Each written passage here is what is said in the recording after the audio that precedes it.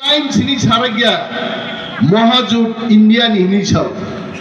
Keno takut tei bukuk sab India ni Mahajut Farmani Shei Mamata Banerjee তিনি রাহুল গান্ধী প্রিয়াঙ্কা গান্ধী সেই দিন কেরালা থেকে সিপিএম এর বিরুদ্ধে কক্সাও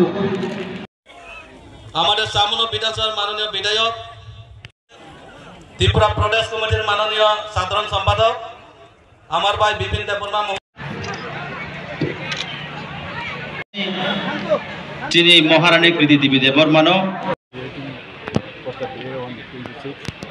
I'm sure that the percentage of the waste constituency already we are aware that 81% is already given by the people. They have given their franchise in waste constituency. I'm sure it will be at par or maybe more, because I have seen the response from the people this question. And if this time the vote is together, candidate is here.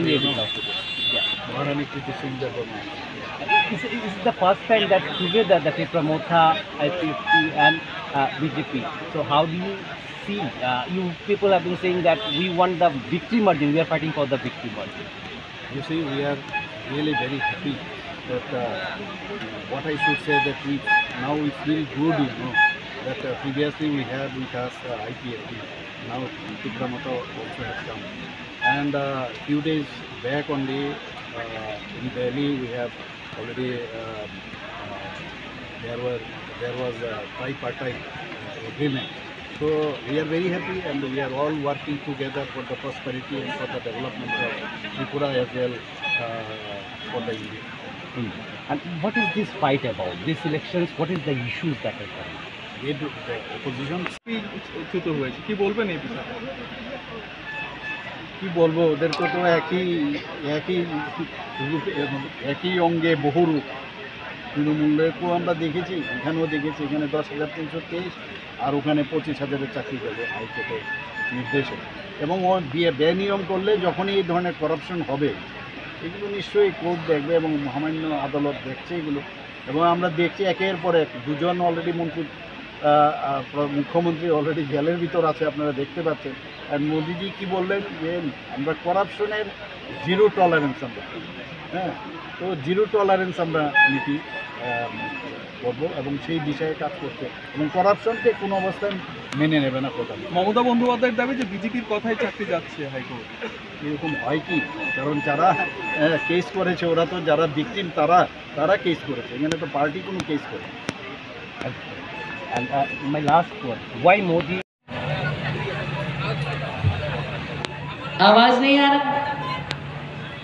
आप लोग 26 तारीख सुबह के लिए तैयार है? इतना धूप में तुम लोग का आवाज नहीं निकल रहा है। हमारा मुख्यमंत्री क्या बोलेगा? जोर से बोलिए। बहुत कम एक आदमी का आवाज आ रहा है, बाकी का नहीं आ रहा है। मुझे लगता है मुझे भाई साहब का, मेरा भाई का जैसे करना पड़ेगा। पहले ये साइड फिर ये साइड। आप लोग तैयार हैं?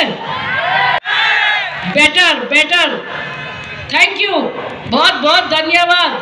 मुझे एक मौका मिलेगा आपका सबका सेवा करने के लिए। आपका बोगाग्रा का जो सपना है वो सपना को हम पूरा कोशिश करने चाहेंगे हमारे पार्टी के साथ, हमारे भाजपा पार्टी के साथ।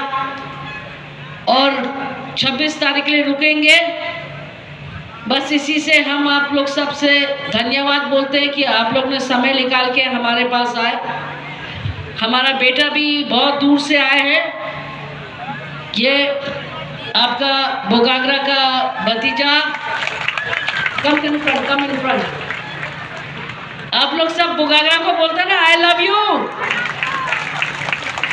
इसको भी बोलोगे आई लव यू? भैया आपका तो गड़बड़ हो जाएगा, यहाँ ज्यादा दिन नहीं रख सकेगा मुख्यमंत्री जी, इनको तो हटाना पड़ेगा। Fold hands. ये हमारे भाई, मेरा बेटा भी 2 शब्द आप लोग से बोलने चाहेंगे।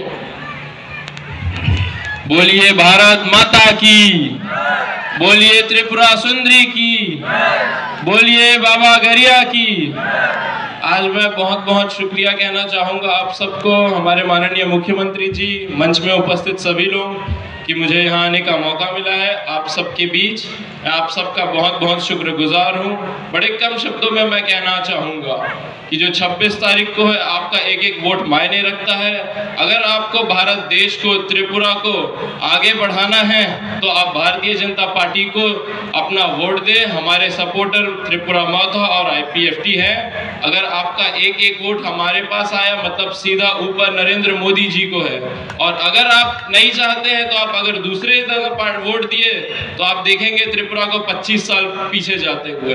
अगर आप देखना चाहते हैं अपने बच्चों, बीवी, अपना भविष्य को, तो हमारे मुख्यमंत्री जी, भाजपा सरकार को आप अपना वोट दें और विकसित त्रिपुरा की तरफ एक अच्छा डायरेक्शन दें। धन्यवाद। বন্ধুগণ, এইবারের যে নির্বাচন আগামী 1000 বছর ধরে আমাদের কি মার্গদর্শন হবে, আমাদের দেশে কোন দিশায় চলবে সেটা দেখানোর নির্বাচন। আমরা জানি এতদিন ধরে আমরা দেখেছি দেশের সুরক্ষার যদি প্রশ্ন উঠে, যারা পাকিস্তানের যারা টেররিস্টরা ছিল আমাদের সোলজারদের গলা কেটে আমাদের ভারতবর্ষে ফেলে রাখত।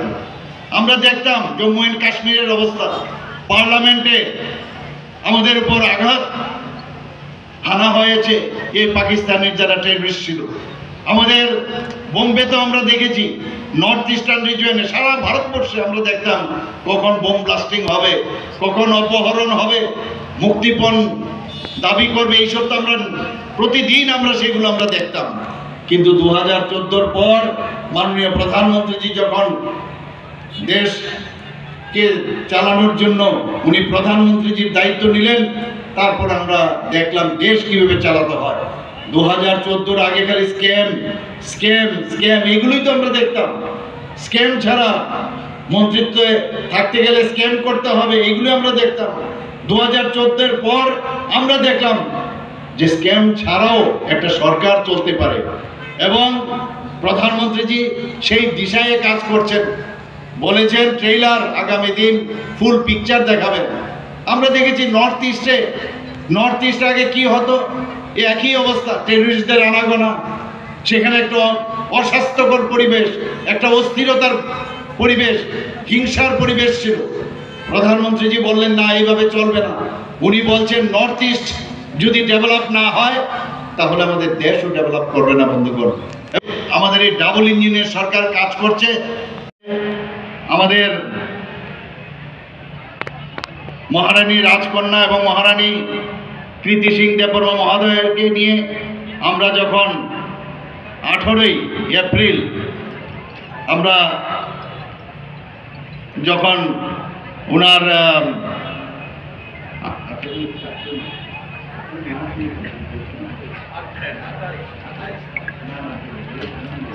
ও 18,500 মার্জিন দাগ লাইছে, 28 থেকে 30,000 মার্জিন বাই সিপিএম রঙের বড় ম্যাচের নাই।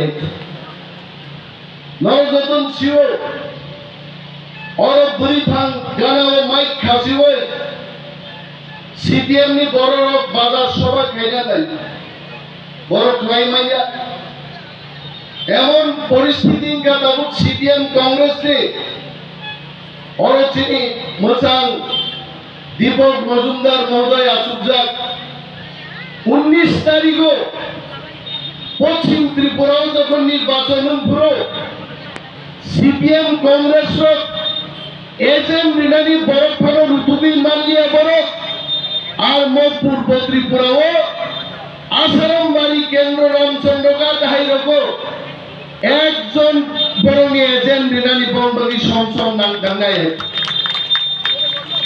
রাঘবতে বুকুচ্ছন যিনি অনেক বড় কিছু প্রশ্ন জানুগো जों তীব্র মতা খাইলেও जों তামি বিজেপি ভোট নাই।